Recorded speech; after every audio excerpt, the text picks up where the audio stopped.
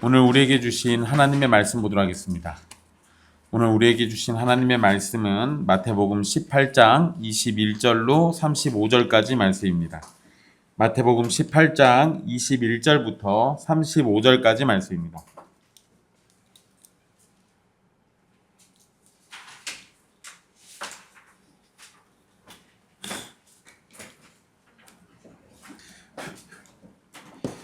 귀하신 하나님의 말씀 받들어서 읽도록 하겠습니다. 그때 베드로가 나와 이르되 주여 형제가 내게 죄를 범하면 몇 번이나 용서하여 주리이까 7번까지 하오리이까 예수께서 이르시되 내게 이르노니 7번뿐 아니라 7번을 70번까지라도 할지니라. 그러므로 천국은 그 종들과 결산하려 하던 어떤 임금과 같으니 결산할 때 10,000달란트 빚진 자 하나를 데려오매 갚을 것이 없는지라. 주인이 명하여 그 몸과 아내와 자식들과 모든 소유를 다 팔아 갚게 하라 하니 그 종이 엎드려 절하며 이르되 내게 참으소서 다 갚으리이다 하거늘 그 종의 주인이 불쌍히 여겨 놓아 보내며 그 빚을 탕감하여 주었더니 그 종이 나가서 자기에게 100데나리온 빚진 동료 한 사람을 만나 붙들어 목을 잡고 이르되 빚을 갚으라 하매 그 동료가 엎드려 간구하여 이르되 나에게 참아주소서 갚으리이다 하되 허락하지 아니하고 이에 가서 그가 빚을 갚도록 옥에 가두거늘 그 동료들이 그것을 보고 몹시 딱하게 여겨 주인에게 가서 그 일을 다 알리니 이에 주인이 그를 불러다가 말하되 악한 종아 내가 빌기에 내가 내 빚을 전부 탕감하여 주었거늘 내가 너를 불쌍히 여긴 것 같이 너도 내 동료를 불쌍히 여김이 마땅하지 아니하냐고 주인이 노하여 그 빚을 다 갚도록 그를 옥졸들에게 넘기니라. 너희가 각각 마음으로부터 형제를 용서하지 아니하면 나의 하늘 아버지께서도 너희에게 이와 같이 하시리라. 아멘. 이 말씀은 살아계신 하나님의 말씀입니다.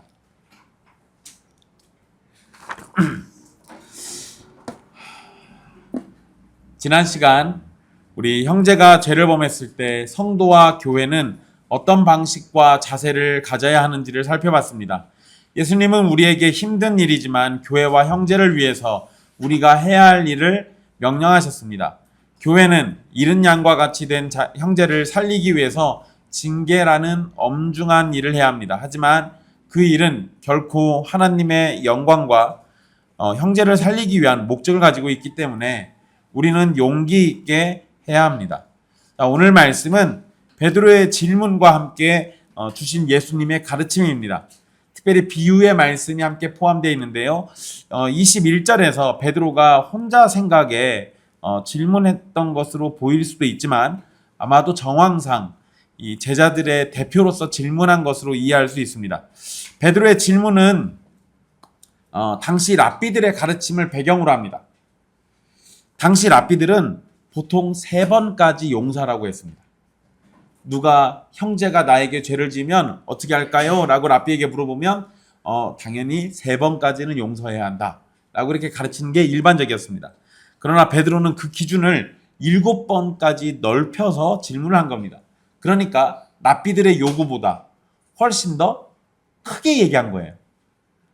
나름대로 이 제자들이 머리를 맞대고 긍휼이 많으신 우리 주님이시니까 3번 가지고 만족 못 하실 거야. 그러니까 7번이라고 하자. 이렇게 얘기했을 수도 있습니다. 또는 베드로가 7이라고 언급한 것은 실제 7이라는 그 횟수를 이야기했을 수도 있지만 7이라는 숫자가 완전함을 의미하기 때문에 베드로가 나름대로 완전하게 용서해야 하는지를 물었을 수도 있습니다. 어쨌든 이 베드로는 7이라는 숫자를 가지고 지금 당시의 개념보다 훨씬 더 넓은 개념으로 이야기를 하고 있는 겁니다. 또한 베드로의 질문에서 회개라는 표현이 나오지는 않지만 회개를 전제한 것으로 우리가 이해할 수 있습니다. 예수님은 베드로의 질문을 넘어서는 답변을 주시는데요. 창세기 4장 24절을 보면 라멕이 사람을 죽이고 자기 스스로를 변호하면서 했던 말이 기록되어 있습니다. 가인을 위하여는 벌이 7배일진데 라멕을 위하여는 벌이 77배 1이로다. 여기에서 라멕은 자신을 위해서 벌이 77배라고 말하는데 누군가 나를 건드리면 77배의 벌을 받을 거다라고 얘기하면서 이건 사실상 복수를 언급한 겁니다. 라멕은 이 자신을 위해서 벌이 77배라고 말했는데요. 이 77이라는 숫자는 숫자 그대로의 의미라기보다 7이라는 완전수를 극단적으로 늘린 수사적 과장으로 이건 측량할 수 없이 많다라는 의미를 가지고 있습니다. 제가 왜 갑자기 뜬금없이 라멕 얘기를 하냐? 예수님은 라멕이 말한 이 복수의 77배를 뒤집어서 용서의 77배로 바꾸신 거예요. 그런데 한글 성경에서는 7번을 70번이라도 이렇게 번역하셨어요. 우리 성경에 이렇게 되어 있죠. 여러분, 이러한 번역이 잘못된 건 아닙니다. 이렇게 번역할 수도 있지만 이 번역은 77이라는 의미로도 번역이 됩니다. 그러니까 7과 77, 요 두 개의 숫자가 나온 건 구약에서는 딱 그 라멕 얘기거든요. 그러니까 그 상황을 예수님이 바꿔가지고 얘기하신 걸로 우리가 이해하는 게 더 정확합니다. 뭐 7 곱하기 70이든 77이든 강조점은 숫자 그 자체에 있는 게 아니라 무한정 용서라는 겁니다. 여러분 7 곱하기 70이면 490이죠? 아무리 정신 나간 사람이라도 490번 정도 잘못을 하기는 쉽지 않습니다. 그거는 혜성이처럼 별 의식이 없는 애가 엄마에게 490번 죄를 지으면 모를까? 그런 거 아니고서는 일반적인 사람이 그렇게 하기는 어렵죠. 77번 똑같은 죄를 지는 것도 비슷합니다. 그러니까 이건 숫자 자체가 중요한 게 아니라 우리가 용서를 할 수 있는 대로 끝까지 용서하라는 것이 핵심이에요. 라멕처럼 복수를 위한 자세가 아니라 용서를 위한 자세를 갖는 것이 마땅하다라는 것이 예수님의 의도입니다. 예수님은 비유의 말씀으로 제자들에게 가르침을 주시는데요. 천국은 종들과 결산하려 하던 어떤 임금과 같다라고 이야기하십니다. 그런데 여러분, 임금이란 표현은 23절에서만 나오고요. 그 뒤로는 주인이라는 표현으로 언급됩니다. 그런데 그냥 우리 성경에서는 주인이라고 번역했지만 이 단어가 우리 예수님을 부를 때 쓰는 그 주님이란 단어예요. 그러니까 예수님은 의도적으로 임금이 바로 주님이신 하나님이시다라고 연결시키고 있는 겁니다. 그러니까 임금의 이야기는 우리가 반드시 누구로 이해하라는 거예요. 하나님으로 이해하라고 예수님이 이 상황을 만들어 놓으신 거예요. 자, 임금이 결산하려고 생각을 가졌습니다. 이것은 돈과 관련된 것을 정리한다라는 의미로 빚을 계산하려는 거예요. 결산하는 가운데 10,000달란트 빚진 자 하나를 데려오게 됩니다. 당시의 달란트라는 것은 가장 큰 화폐 단위였어요. 여러분, 우리나라에서 가장 큰 화폐 단위는 뭐예요? 그렇죠, 5만 원. 아, 수표도 있잖아요.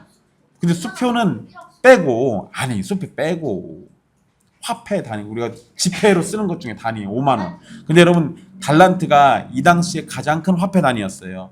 근데 만이라는 숫자가 붙잖아요. 만이라는 말은 실제 만을 의미할 수도 있는데 이 만이라는 단어가 셀 수 있는 가장 큰 수였어요. 그래서 여러분, 사울이 죽인 건 몇?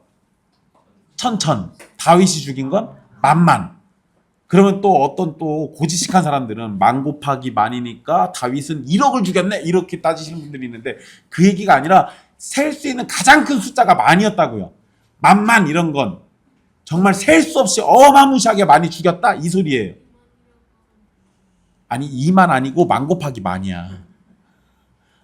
만 곱하기 만이야.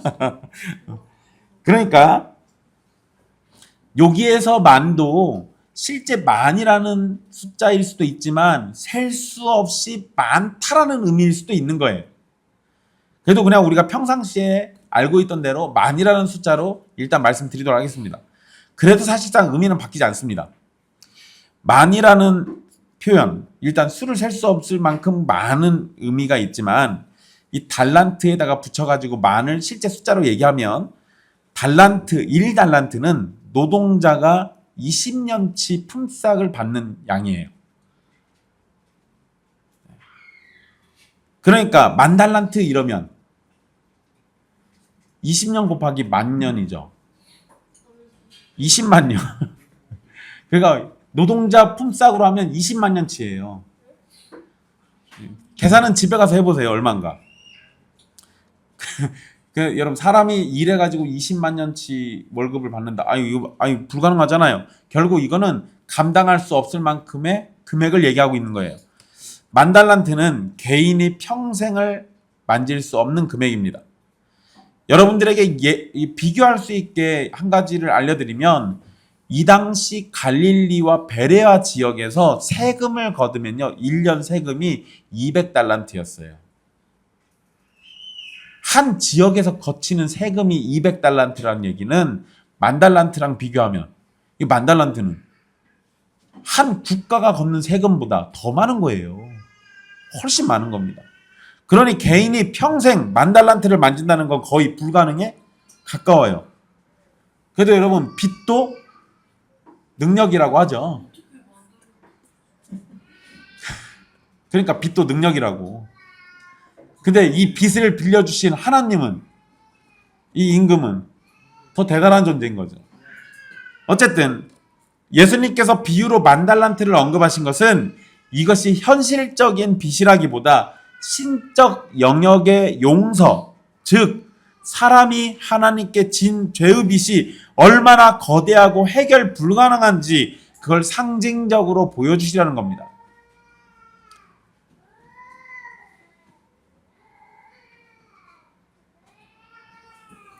한 번 더. 예수님께서 비유로 만 달란트를 언급하신 건 이것이 현실적인 빚이 아니라 신적 영역의 용서, 즉 사람이 하나님께 진 죄의 빚이 얼마나 거대하고 해결 불가능한지를 상징적으로 보여주신 거예요. 이러한 사실에서 우리는 복음의 세 가지 중요한 진리를 생각할 수 있습니다. 첫째는 우리가 하나님 앞에 크고도 큰 죄를 지었다라는 것. 둘째는 우리는 그 죄값을 해결할 능력이 도무지 없다라는 것. 셋째는 이 상황은 하나님의 자비와 은혜가 아니면 도무지 답이 없다는 겁니다. 자, 25절에 갚을 것이 없는지라라는 것은 결국 만 달란트 빚진 종은 이것을 해결할 수가 없다라는 걸 분명히 밝히고 있습니다. 이 세상에서 만 달란트라는 빚을 지는 것도 쉽지 않고 그것을 갚는다는 것도 일반적이지 않습니다. 결국 주인은 그 종의 소유를 모두 가져가고 그의 가족을 종으로 팔라고 명령했습니다. 이 만 달란트를 만약에 해결하려고 하면요 방법이 하나 있긴 합니다. 성전을 약탈하면 돼요. 성전 지을 때 금이 8,000달란트 들어갔습니다. 그러니까 성전을 완벽하게 약탈하면 아마 만 달란트를 확보할 수 있을지도 몰라요. 그러니까 불가능하다는 얘기지. 그리고 한 사람이서 성전을 어떻게 약탈해요? 불가능한 얘기예요, 결국에는. 결국 그래서 주인은 종의 모든 소유를 가져가 버리고 그의 가족을 종으로 팔라고 명령하셨어요. 그러자 빚진 종이 왕 앞에 엎드려서 절하면서 자신이 빚을 갚지 못하는 것을 참아달라고 간청합니다. 그러면서 뭐라고 얘기하면 자신이 다 갚겠다라 약속해요. 종은 절박한 가운데 이렇게 말했을 겁니다. 하지만 25절에서 이미 확인된 것처럼 얘는 돈을 갚을 능력이 없어요. 이건 못 갚아요, 어차피. 그러니까 지금은 뭔 소리 하는 거예요? 이거 빚말 하는 거예요. 거짓말입니다. 못 갚아요. 못 갚습니다. 거기에다가 종이 무슨 능력이 있어서 돈을 벌어온다 하더라도요. 만 달란트는 일해서 벌어올 수준이 아니에요. 그러니까 종의 약속은 현실적으로 불가능한 거예요. 결국 그 말은 절박한 외침이었지만 스스로 해결할 수 없는 무력함을 드러내고 있습니다. 자, 26절에 종이 어리석은 약속을 외쳤는데요. 주인은 27절에 그런 종을 불쌍히 여겼다라고 기록되어 있습니다. 갚을 능력이 전혀 없는 상황에서 갚겠다라는 말은 가능성이 없는 말인데 오히려 왕은 이런 말을 들었을 때 화를 내야 맞죠. 근데 동정심을 가지고 그의 빚을 탕감해 줍니다. 사실 종의 간청을 듣고 왕이 해줄 수 있는 자비는 일반적이라면, 자비를 베푼다 하더라도 일반적이라면 알았어, 빚을 갚을 시간 줄 테니까 빚 갚아봐, 이런 거겠죠. 근데 왕은 시간을 주는 걸 넘어서서 그냥 빚 자체를 없애버렸어요. 예수님이 이 말씀하실 때 그 자리에 있던 사람들은 매우 크게 놀랐을 겁니다. 종이 돈을 갚을 능력이 없다는 것도 알고 있고 갚겠다는 약속조차도 말도 되지 않는 것이지만, 그런 종을 불쌍히 여긴 왕이 모든 걸 탕감해 줬어요. 빚진 종이 어리석은 말을 한다면 왕은 오히려 꾸짖고 자신을 속이려는 거짓된 말을 책망했어야 합니다. 하지만 왕은 그런 종을 불쌍히 여겼어요. 이런 모습은 왕으로 비유되는 하나님이 얼마나 은혜와 자비가 크신 분이신지를 보여주는 겁니다.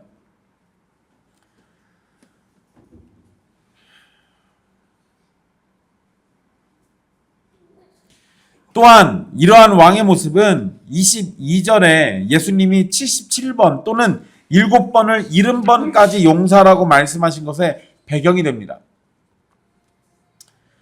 왕이신 하나님이 우리를 이렇게 용서해 주셨다면 우리도 형제의 죄를 얼마든지 용서할 수 있는 겁니다. 자, 여러분, 1세기에서 빚은 죄를 가리키는 표현으로 사용되기도 했습니다. 이게 한 단어 가지고 두 가지 의미를 다 써요. 빚도 되고 죄도 되고. 즉 제자들은 빚진 종의 이야기를 들을 때 죄인의 이야기로 이해할 수도 있다는 겁니다. 빚을 죄로 이해한다면 도무지 해결할 수 없는 죄값을 하나님께서 자격 없는 죄인을 위해서 은혜와 자비로 해결해 주신 겁니다. 빚진 종의 사건이 이 끝난 것으로 생각될 수 있는데 곧장 다른 사건으로 이어집니다. 용서받은 종이 나가는 길에 자신에게 빚진 동료를 만나게 됩니다.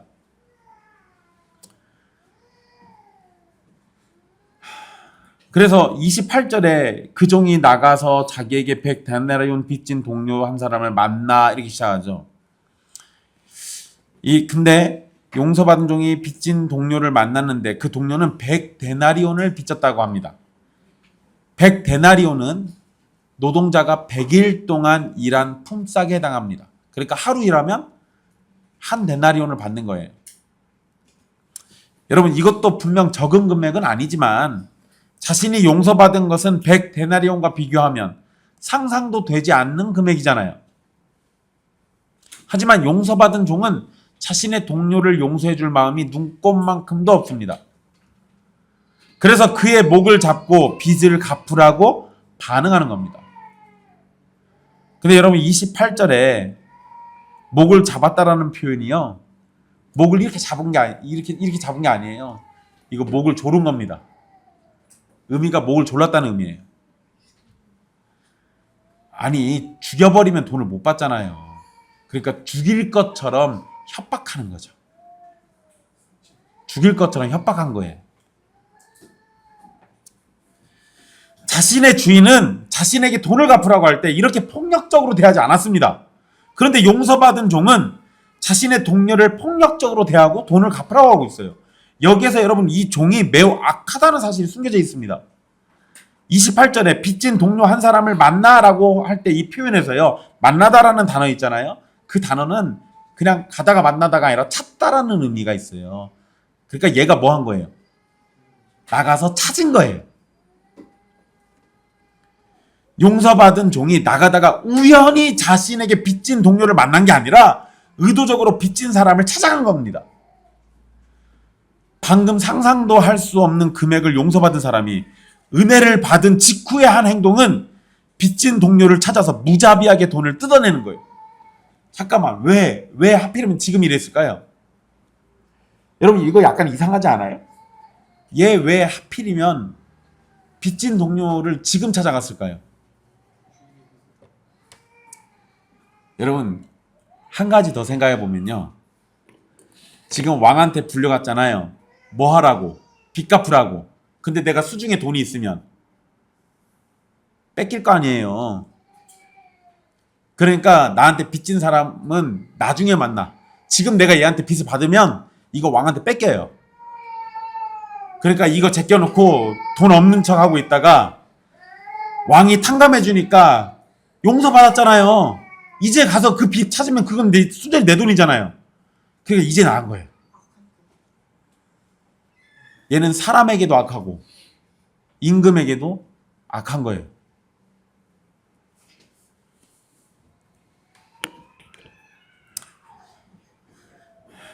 붙잡힌 동료가 엎드려서 간구하면서 나에게 참아주소서 갚으리다 라고 말합니다.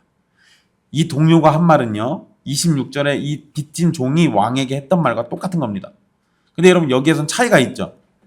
만달란트 빚진 종은 갚지 못할 것이 분명하면서도 갚겠다라고 거짓말을 했고, 100데나리온 빚진 사람은 갚을 수 있기 때문에 갚겠다라고 얘기한 거예요. 100데나리온이 적은 돈은 아니지만 시간만 주면 다 갚을 수 있는 거잖아요. 두 사람은 빚진 액수는 다르지만 빚을 갚겠다라는 말을 하며 자비를 구하는 상황은 똑같습니다. 그러면 우리는 방금 자신이 받은 자비를 따라서 똑같은 자비가 있기를 기대할 겁니다. 자비를 구하는 상황에서 용서받았던 종은 자비를 주기보다 당장 빚을 갚으라고 말하고 이 동료를 감옥에다 가둬버립니다.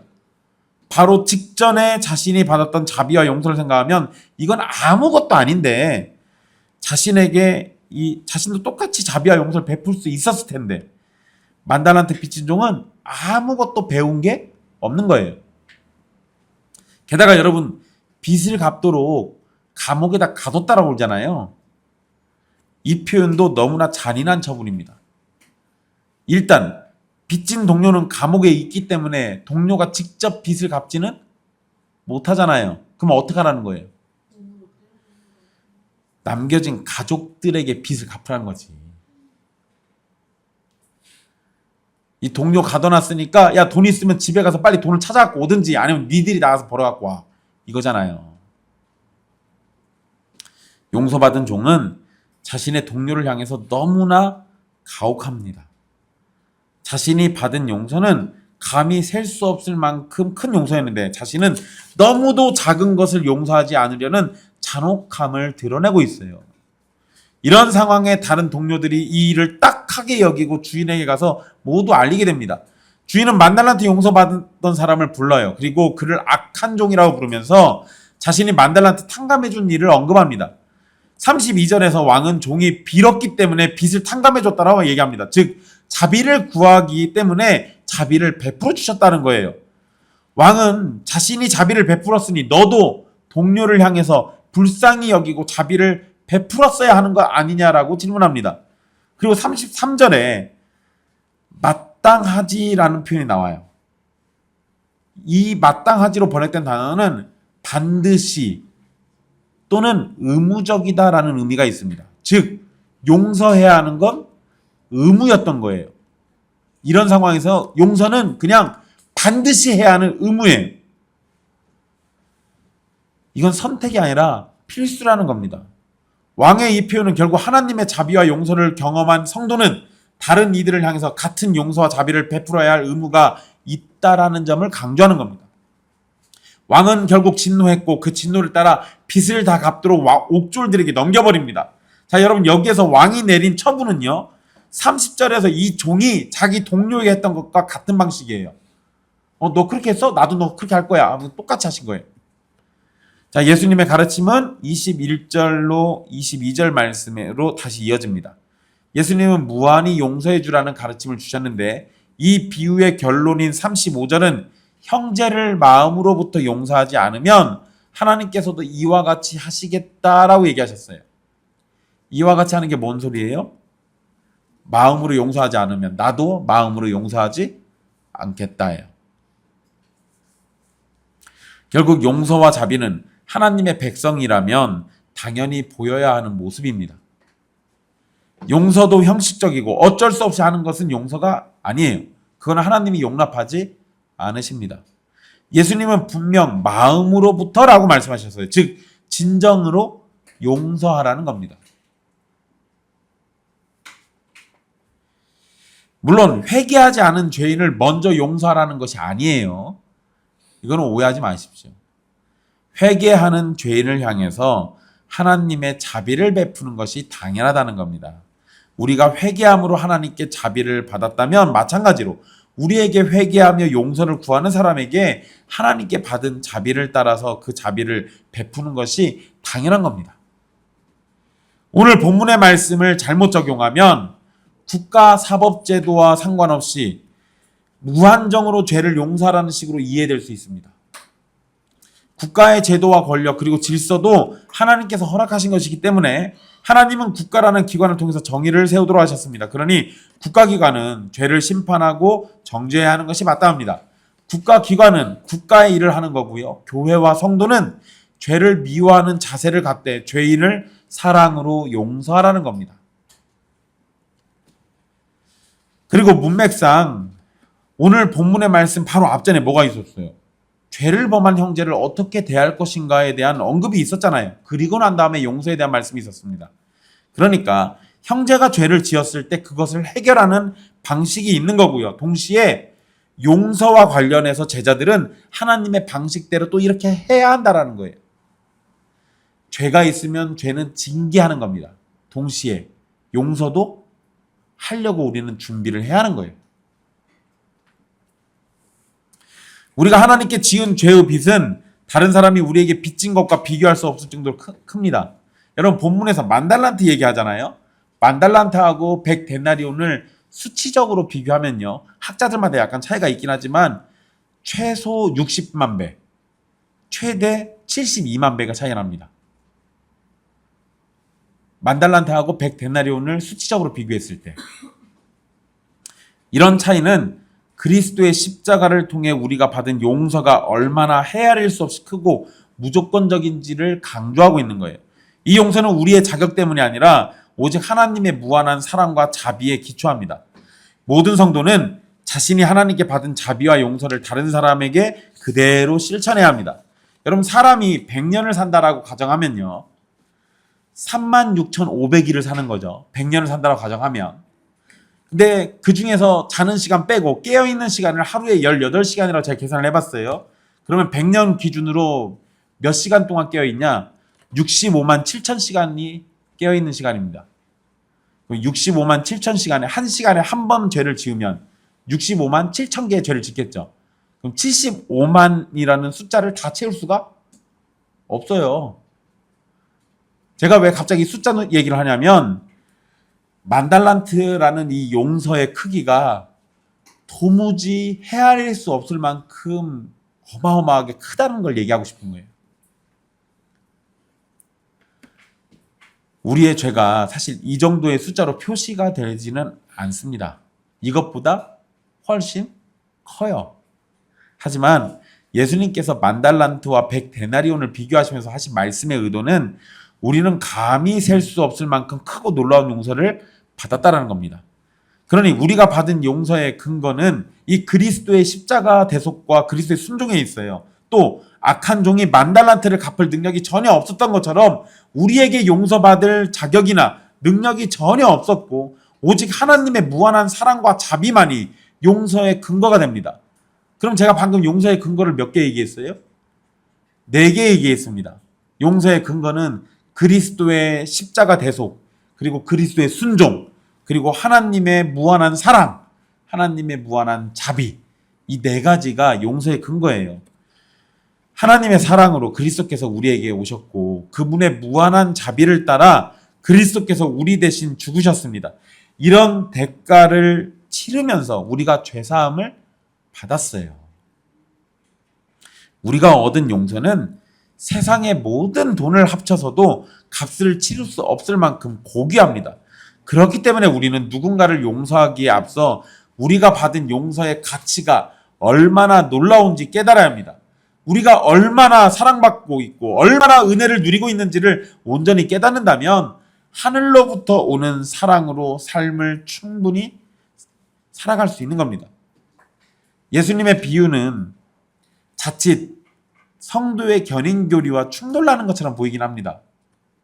왜냐하면 만달란트 용서받았는데 용서받은 걸 뺏어버리잖아요. 그거 다시 가둬버리잖아요.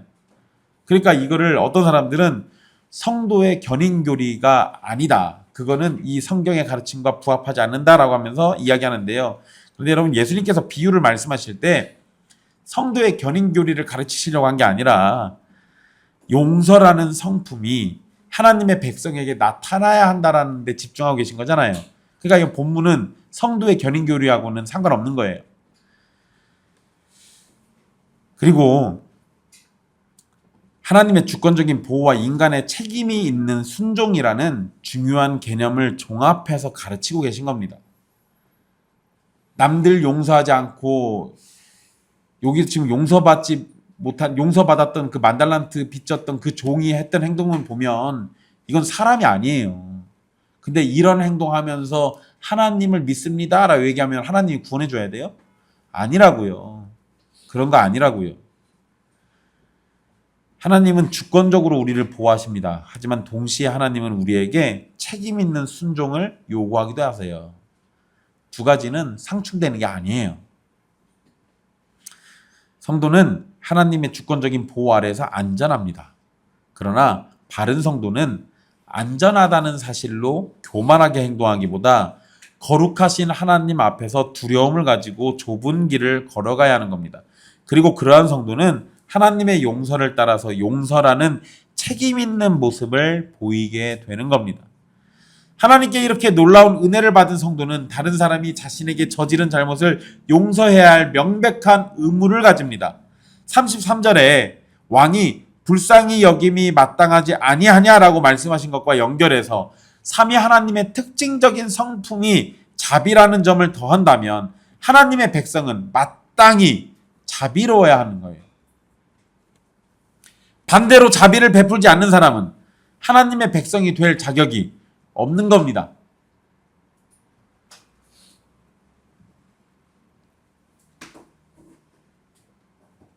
여러분, 예수님 믿는다고 하면서 자비라는 성품을 눈꼽만큼도 보이지 않는 사람이 있다면 그 사람이 진짜로 예수님 믿는 사람일까요? 그럴 리가 없겠죠. 그럴 리가 없겠죠. 예수님을 믿는 사람은 하나님의 성품을 닮아가게 돼 있어요. 왜요? 우리가 예수님과 연합하잖아요. 우리 안에 성령님이 계시잖아요. 하나님 아버지의 그늘 아래 우리가 들어가잖아요. 그러니 그분의 성품이 우리의 성품이 되는 거라고요. 지극히 자연스러운 거예요. 그런데 예수님을 믿는다 하면서도 성품이 하나님과 아무런 상관이 없다면 그 사람은 이상한 거라고요. 만달란트 빚진 종이 불쌍히 여겨달라며 애원할 때 마음이 진심이었다면 자신에게 용서를 구하는 사람에게 용서해 주는 것이 당연했을 겁니다. 그리고 여러분 아까 제가 그 얘기했잖아요. 얘 지금 100데나리온을 받을 때가 있었어요. 근데 그거 안 받고 가서 용서해달라고 하고 있는 거잖아요. 왜? 뭐도 주기 싫으니까. 100데나리온도 주기 싫으니까. 그러니까 얘는 불쌍히 여겨달라고 애원할 때 마음이 진심이 아니에요. 진심이 아닙니다.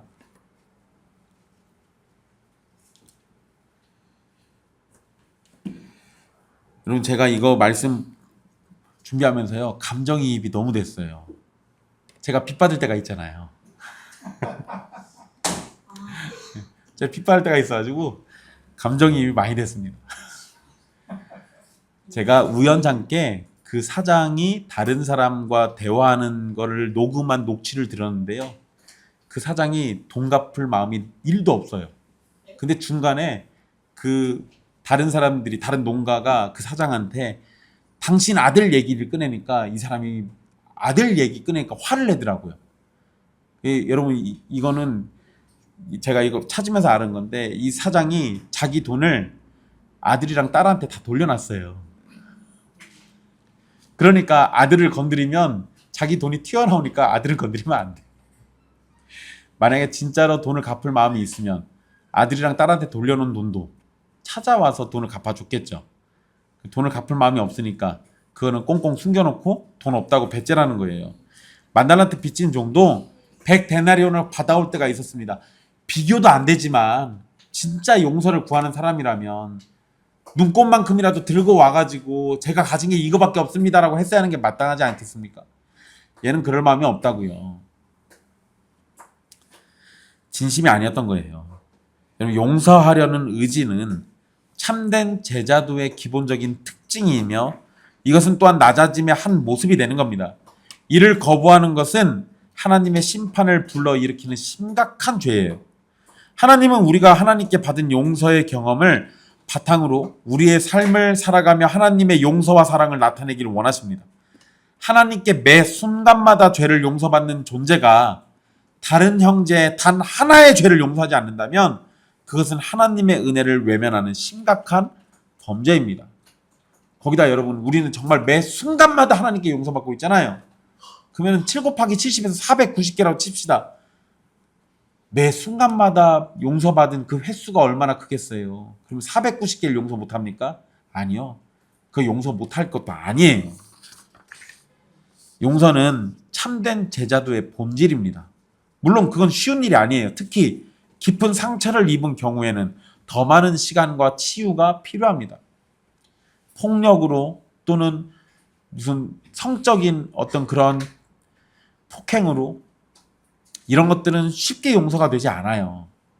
그래서 여러분, 예수님은요, 용서하라고 말씀하셨지 그것이 즉각적이어야 한다라고 말씀하시진 않아요. 왜냐하면 우리의 연약함을 아시니까. 하나님께서 우리를 용서하신 것은 정하신 때가 되면 즉각적으로 이루어지는 것이지만 우리가 다른 이들을 용서하는 것은 때로 많은 시간과 노력이 필요하며 여러 과정이 있어야 합니다. 중요한 것은 용서는 어려운 일이지만 천국의 백성이 항상 추구해야 할 목표라는 겁니다. 그리고 우리가 형제를 용서하는 것은 하나님의 용서에 비하면 수치적으로 72만 가운데 1개를 용서하는 것과 같아요. 그러니까 내가 용서해야 할 그거에 집중하지 말고 내가 받은 용서를 생각하면서 용서하시라고요. 그러면 못할 것이 없는 거예요. 사랑하는 형제자매 여러분, 예수님께서 베드로에게 주신 말씀은 분명합니다. 하나님께 받은 용서를 기억하며 끝까지 용서하십시오. 용서하지 않으면 하나님 아버지께서 그대로 용서하지 않은 것을 갚아주실 겁니다. 그런데 이 이야기의 더 중심은 하나님 아버지가 얼마나 우리를 용서해 주셨는가를 깨달으라는 겁니다. 우리의 용서도 결국 하나님의 용서에 근거하는 겁니다. 천국의 백성은 천국의 왕이신 하나님의 헤아릴 수 없는 자비와 관대함을 본받아야 합니다. 복수의 화신이었던 람에게 77배를 뒤집어서 하나님의 자녀인 천국 백성은 77번까지라도 용서해줘야 합니다. 왜냐하면 지금도 우리 주 하나님은 예수 그리스도 안에서 우리를 계속해서 용서하고 용납해 주시기 때문입니다.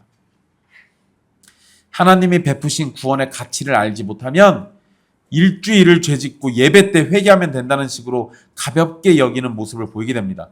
마찬가지로 하나님이 베푸신 용서의 가치를 알지 못하면 자신과 비슷한 처지에 놓인 사람을 용서할 줄 모르는 겁니다.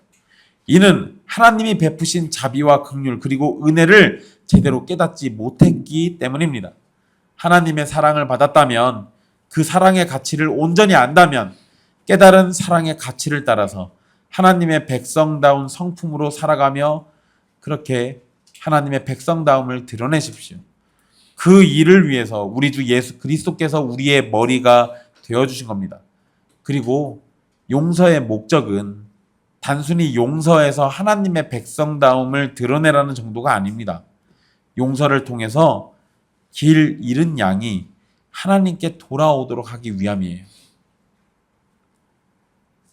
그러니까 달리 얘기하면요, 여러분들에게 용서하라고 압박만 하고 있는 게 아니라 여러분의 용서가 선하게 사용됐을 때 길 잃은 양이 주님의 품으로 돌아올 수도 있다라는 거예요.